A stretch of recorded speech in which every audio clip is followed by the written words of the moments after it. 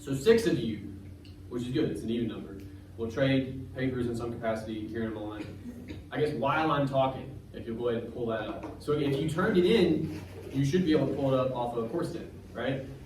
If not, I don't know if you have it on Google Drive, wherever you have it, can you please go ahead and pull that up? All right, I'm going to talk to the people who are trading first, and then I'm going to talk to the people who are not.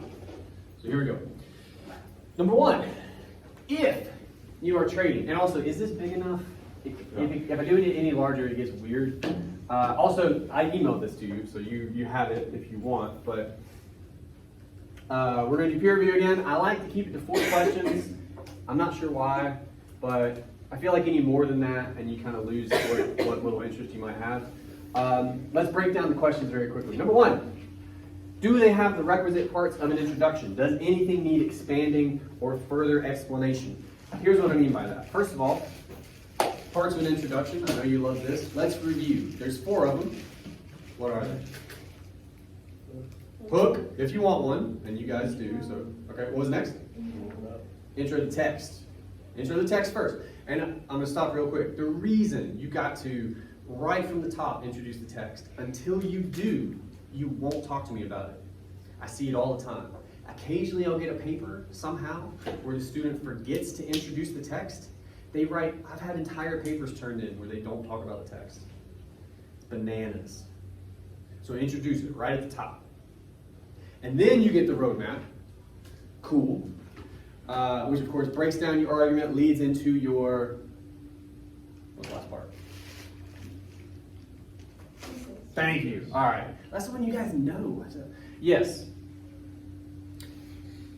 Further expanding, further explanation. What that means, primarily, I mean, could you need a little bit more information, like in your introduction of the text? Sure. Oh, this summary is kind of brief. You could get it, something like that, fine.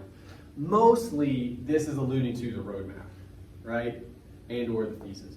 But if you guys do need further explanation, 90% of the time in your introduction, it's the roadmap. How are you explaining your argument? Are you going into detail? Are you doing that thing that you guys will sometimes do where you give me a roadmap, but it's like a 3 or 4 line sentence that's super smushed together and really hard to parse? You might not see that, but your partner will, right?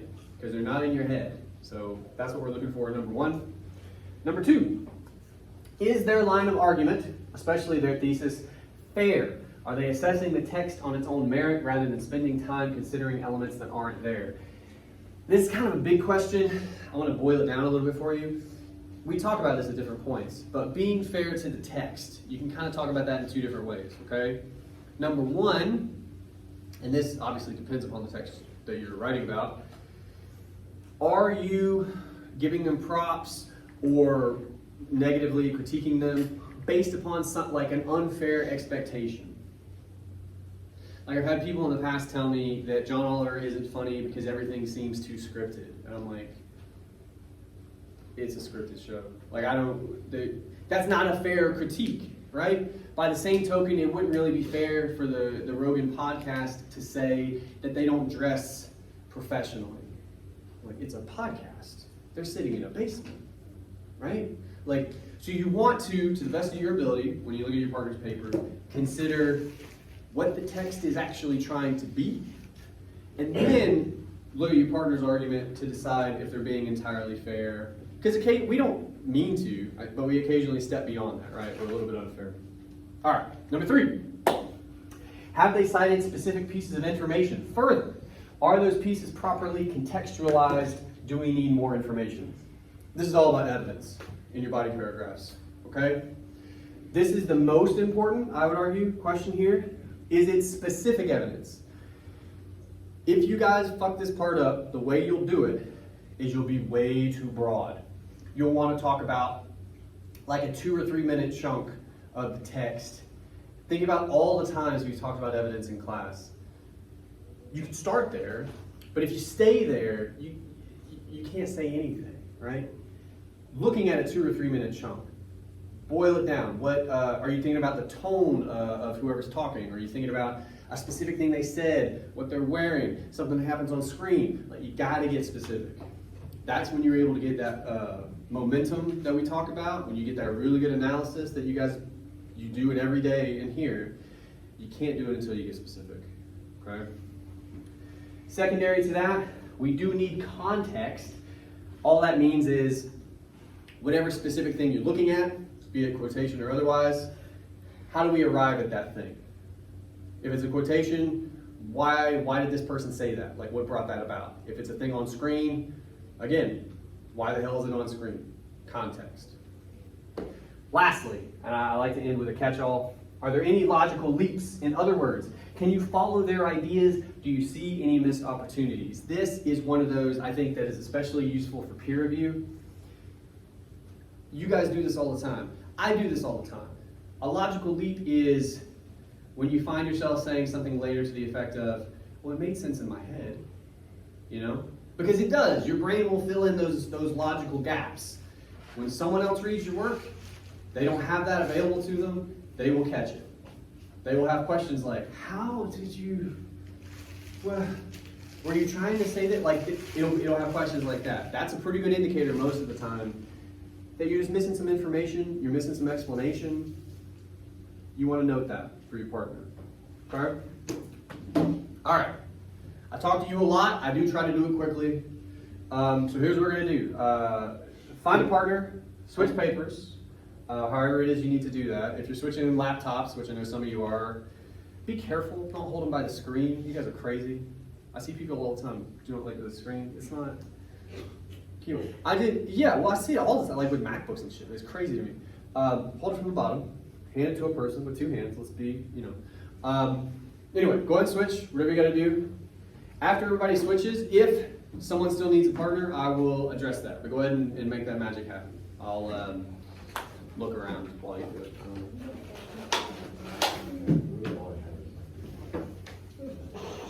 No, I'm being. I haven't had the chance at all. I know that was definitely reversed.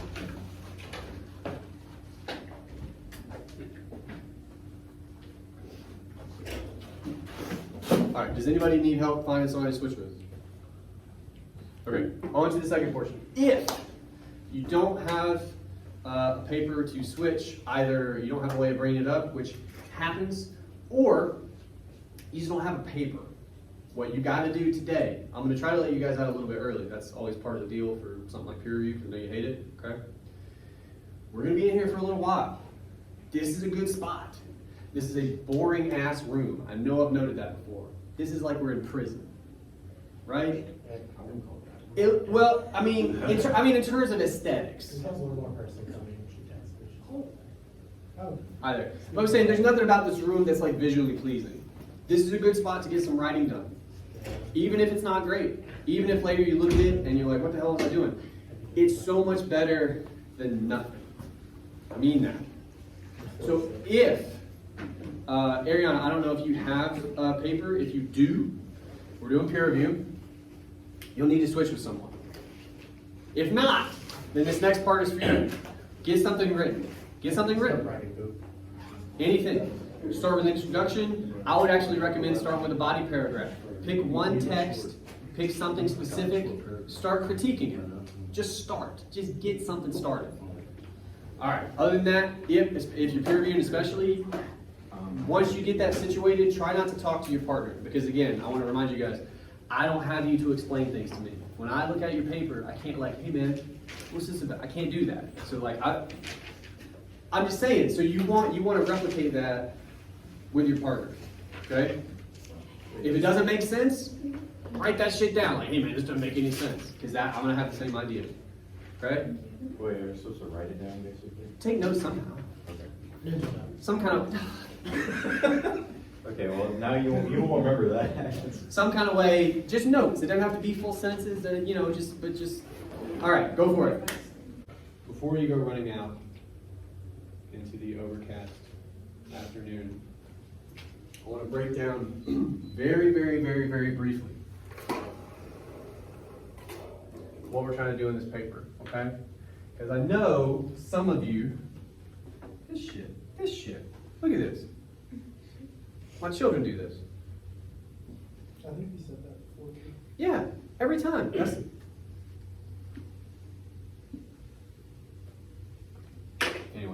I was like, be an adult. All right, not what we're here to talk about. This paper can be broken down into like a 2 or 3 step process, okay? I'm gonna do it in 3, because I've been doing it in 2. Number 1, throughout the paper, whether it's an introduction or a body paragraph, they do work a little bit differently, okay? But no matter what class you're in, if it's anything like this one, you're going to need information, right? Information in this class, specific information. What is its function in this class? There's a good word for it. Does anybody know what it is? It rhymes with kevidence. Good. Kevidence. That's how you know Kevin is guilty. And this is evidence. That's all information ever is to us. Even when you summarize the text at the very beginning of the paper, if you're really doing a good job, some of that information is going to be important, right? Even if it's only context to set up your real evidence that you're going to dig into. That's the only reason we use evidence. The second step, of course, uses that evidence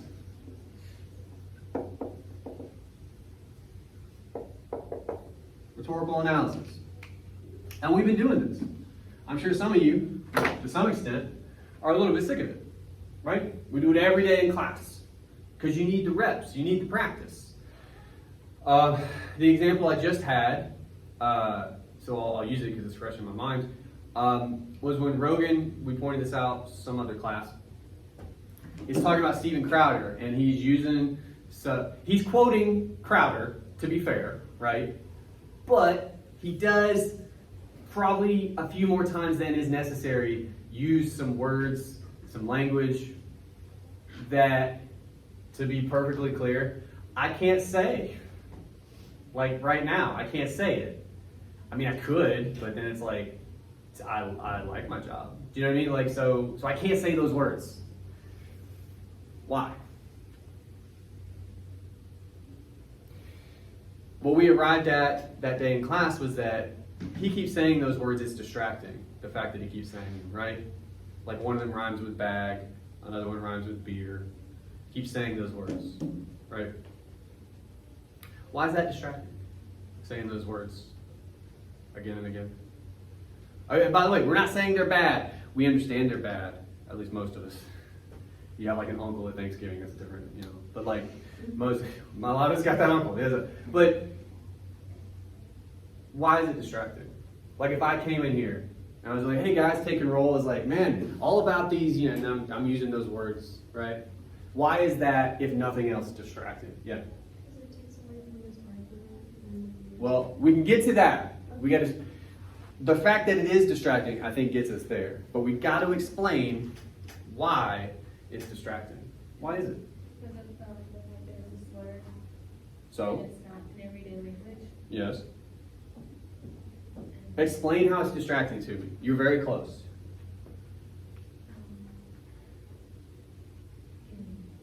People can make. Yeah, go ahead. I was gonna say it almost was like shocking. Yeah. Or a little bit disorienting. You wouldn't expect to hear it. For sure. So because it maybe can feel like you wouldn't be used to hearing it, it can take you out of the argument almost. So you're focused on that Yeah. now. Like you're like, did he just say that shit again? Like, and you're not hearing. We could argue what he says afterward. Maybe he's making a decent argument. You don't know. Potentially. That's rhetorical analysis. To say using that language is distracting, takes all the, a figure of speech we have, takes all the oxygen out of the room. That's all you hear now, is him saying that, right? As opposed to whatever his real point is. That's our rhetorical analysis. And then of course, the next step for this paper, critique. We have explained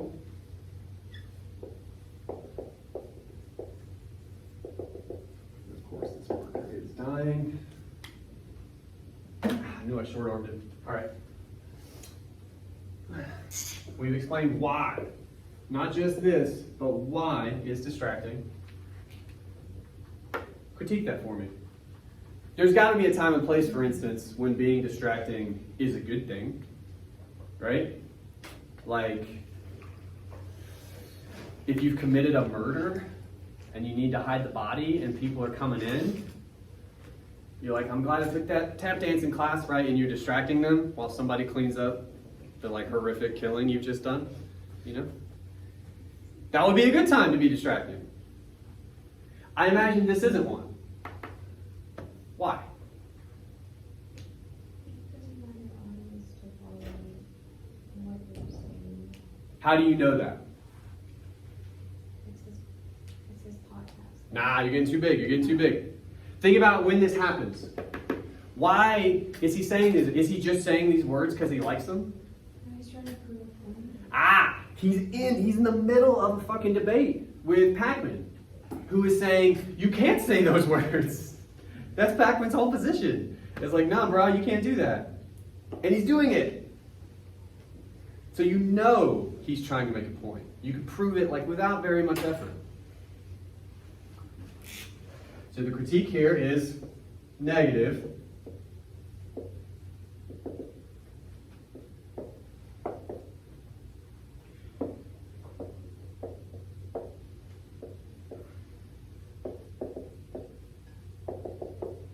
Because he loses your focus. And we know that he wants it. This is how the paper works. I mean, quite literally, this is kind of how a body paragraph works. But the whole paper works this way. If you build the body first, then you can think about the introduction, right? But this is how critique is, right? That's as quick as I can make it happen, by the way. But like, this is it. When in doubt, perform some kind of rhetorical analysis, and then just tell me why it's good or bad. And the more time, by the way, you spend answering why questions, the better your grade, typically. Questions about any of that? Okay. I'll see you guys on Wednesday. Thank you. I have a question about the assignment on Wednesday. Okay. I don't know what is it. You said there's an argumentative analysis. That's looking at the prompt. Oh, That's just the prompt. I really should go back in and like put prompt on the prompt because of how it shows up on the calendar. But yeah, that's just looking at the prompt. Okay. And you guys will forget to do that anyway. I mean, you might not, but everybody else will. But yeah, that's nothing written, nothing turned in. Yeah. Okay.